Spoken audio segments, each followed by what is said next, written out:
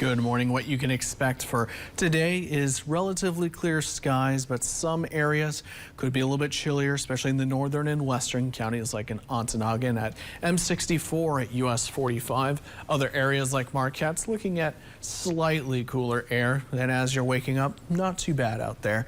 Looking at what you can expect for today and tomorrow, really just calm skies and relatively calm winds. Really not a whole lot going on for Wednesday and Thursday. Maybe the occasional cloud cover in the western counties, but we're really looking at Friday to be the next big day we're looking forward to in terms of precipitation. That's mostly going to be in the western counties first. So a quick break from that, say tomorrow and for today. Temperatures might be a little bit chilly to go out and about, but tomorrow looking better with temperatures set to be in the 50s and sunny skies still remain, so it might feel a little bit warmer.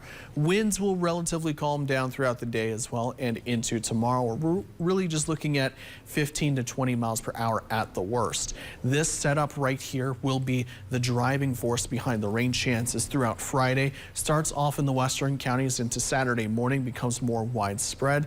Saturday evening, there will be pockets of thunder showers in the central and western counties. Could see that occasionally pop up, and by Sunday morning, looking at lighter rain, but another round approaches from the same direction at the southwest. It becomes more widespread in the evening and lasts into Monday. This is kind of what we're expecting going forward into the next few days. So through Sunday and Monday, rain will be on the moderate side. Winds will be around 25 to 35 miles per hour at times. If we do hear some thunders, it could be a little bit higher in some areas.